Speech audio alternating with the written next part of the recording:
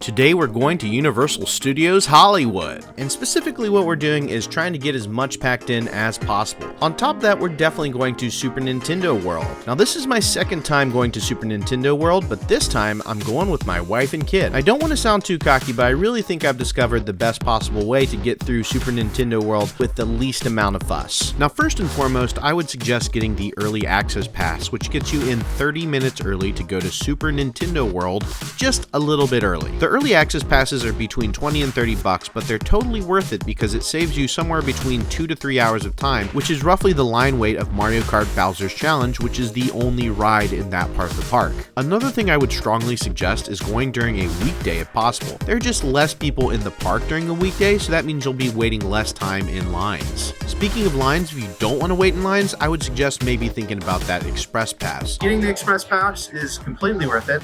Going through the castle is really cool. It's really worth going through the castle, but a 2-hour line is a little bit much. So if you can get the Express Pass, I do think it's worth it because we just like zipped up here in like 2 minutes. Now, a regular general admission ticket starts at $109, but a Express Pass ticket starts at around $209. I know it's double the price, but what this all boils down to is, do you want to spend your time waiting in line or do you want to spend your time doing things? Now, there's about 10 rides at Universal, and there's also a bunch of attractions. If you're cool with waiting in lines, you might be able to do all of that in one day. But if you're trying to spend half a day or less at Universal, or your kids have nap times and you want to get them home early, the Fast Pass might be the way to go. Last but not least, as soon as you get into Super Nintendo World, you're going to want to go to Toadstool's Cafe and set up a reservation.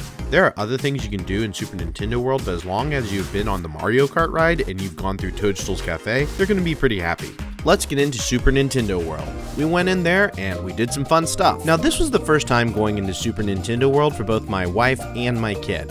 And let me just tell you this, if you've never gone in, it's absolutely amazing. And everything there is at scale, and it just really feels like you're walking through World 1-1 in Super Mario. We reserved our spot for Toadstool's Cafe, then we headed on over to Mario Kart Bowser's Challenge. Fun fact, I went here a year ago, and your Fast Pass did not work on this particular ride a year ago. Now it does. You don't go through the bottom part of the line, which is Yoshi's Island themed, but you do get to go through all the other parts and get all the photo ops you normally would have. It's all the Easter eggs throughout this line part of the ride that really makes it a lot of fun to wait in line. In case nobody's actually told you what type of ride this is, it's one of those shoot a laser at some stuff games, and it's one where you're doing that but in the context of Mario Kart. The thing that's so fun about all of this is it just makes Mario Kart feel more real.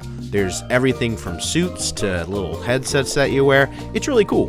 Now, in no way, shape, or form does this actually play out like an actual game of Mario Kart, but it's more like it makes you feel like you're playing Mario Kart. It's more emotive than anything else. I also like that through a lot of the demonstration here, they use Nintendo Mii's to explain who you are in the context of all of this. Now this is also a mixed reality ride, so that means you wear these little hats, you jump into a Mario Kart with a bunch of other people, then you put on this visor that allows you to see the Mario characters right in front of your eyes. If you have one of the amiibo slap bands, you can put it right here and get some points. Now I'm not trying to spoil this for you, but you just press these buttons and then you hit things with turtle shells throughout the entire ride.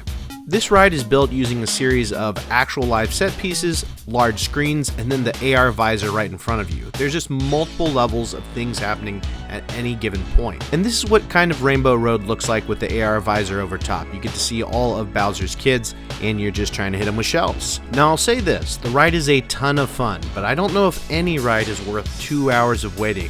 So if you can get on this faster or it's like below an hour wait, definitely ride it. A year ago when I originally went here, it was very hard to find a lot of the merch I was looking for. This one in particular was something I was looking for and I couldn't get. Now everything is restocked, so if there's anything you want, you can get it, but you will have to save your pennies to get these things. They're all a little expensive. As far as exclusive merch goes, there's a ton of cool stuff here, so I'm sure you'll find something you like. They have these slap bands, which are actually amiibo that allow you to interact with different things in the park itself. So I got this special edition one for my son, and I went ahead and got the Yoshi one for me. With the wristband, you can do this, or you can do one of the 5 key challenge games. You need to do 3 to fight Bowser Jr., but we didn't end up doing that. Now on over to Toadstool Cafe. I would say this place is very much worth going, but let's get into what you can get here. Inside of the entrance here is a mini game that's an homage to the Super Mario games where you pick one of two presents to get some sort of power-up from Toad. My kid and I both played this, but we just kept getting coins or bigger coins.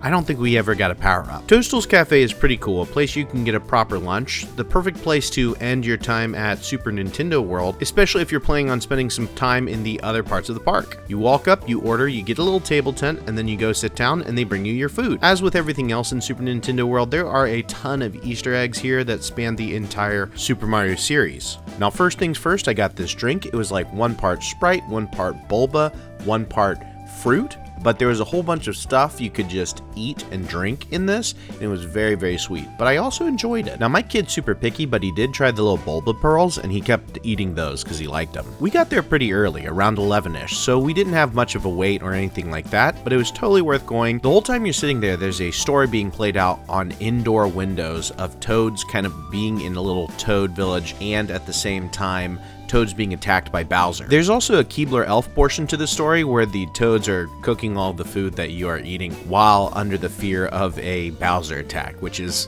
kind of hilarious. My kid got spaghetti without sauce. I got the Luigi burger, which was a pesto grilled chicken. Came with some sort of aioli sauce on the side. We also got a selection of desserts to try. This is a Mount Beanpole cake, which was adorable. My wife went for the Mario burger, and we also got the Princess Peach cupcake. We all agreed that the aioli was the star of the show. Across the board, the presentation on all of the food was really nice. For me, the Mount Beanpole cake was the best dessert. It's like the type of thing that you would actually eat at a restaurant, and it wasn't overtly sweet. The layers were very well defined and helped to paint this picture of being a landscape. The bean part might scare you off, but trust me, it's really good, and it's very normal in Japanese food. It's very good is what it is. The Princess Peach cupcake is an absolute classic looking cupcake. It's what you imagine when you think tea party cupcake. And my kid really wanted to swap the crown and the hat for a beauty shot. My wife told me the pearl was delicious. Now, this is another tasty dessert, but I also must admit that this is very, very, very sweet. So, I'd probably split this between a couple of people. Got the funfetti cake with some jam. It was delish. Now, according to my watch, it wasn't even noon yet, but we were able to do all the things we wanted to do in Super Nintendo World. You could definitely spend more time here, but if you wanted to get it all done in one day, you could definitely do that too. I'm looking forward to all the expansions in Orlando and Tokyo. Now, right outside of Super Nintendo World is Jurassic World, The Mummy, and the Transformers ride, but we decided to go on Jurassic World because my kid really likes dinosaurs. Now, my kid's 4, almost 5, and this was probably a hair too scary for him, but that's okay. This is a water ride where you don't get too wet if you're lucky. And to give you some context, this is the 3rd theme park that my kid's ever been to, but this is definitely the most extreme. I mean, this ride was a lot of fun, but it definitely was even more fun because we had that fast pass. But don't worry, this was scary, but he still likes dinosaurs. Now, I had to talk about Krusty Land and some of the Simpsons side of the park because, not for nothing, I don't know how much longer this part of the park will even exist. I think it's neat that it's a theme park within a theme park. We definitely went to Springfield because I wanted to go to Springfield. My wife really didn't grow up watching too much Simpsons, and my kid definitely hasn't seen any Simpsons, but me, growing up, I was obsessed. If you're a casual fan, you'll still have a lot of fun here, but if you are a super fan, you will find all sorts of Easter eggs all over the place that'll make it totally worth going. Continuing on with the theme of the theme park within the theme park, we're going to Super Silly Funland from Despicable Me. After having a kid, I went from never having seen a Minions movie to having seen all of them and having strong opinions about which one is the best movie. The rides in this part of the park were family friendly, and they went from typical amusement park ride all the way into one of those big screen 4D adventures. Just so you know, I know that Fast Pass might be spoiling my kid. At one point, after we were getting in line for this ride, waiting a grand total of 5 minutes to get to the front, he said, "Dad, this is a really long wait." I ended up telling him about the story of me growing up in Ohio, going to theme parks like Paramount's Kings Island, and waiting an hour in line for a regular ride like Vortex, which, by the way, was an awesome ride growing up. This ride was pretty cool. It very much felt like it was made between the first and second movie because pretty much all the references were in that lane. I also can't really showcase this because of copyright reasons, but pretty much this entire part of the park is soundtracked by Pharrell, which is pretty neat. It's also really neat when you consider the amount of original animation they have in this part of the park to make the rides and the place a little bit more immersive. We had a pretty fun day at Universal. It kind of felt like a theme park that you would have a season's pass to. And while we didn't spend all day there, we definitely got all the things done that we wanted to do. While I had a lot of fun going the first time I went, I definitely had even more fun sharing this with my kid and my wife.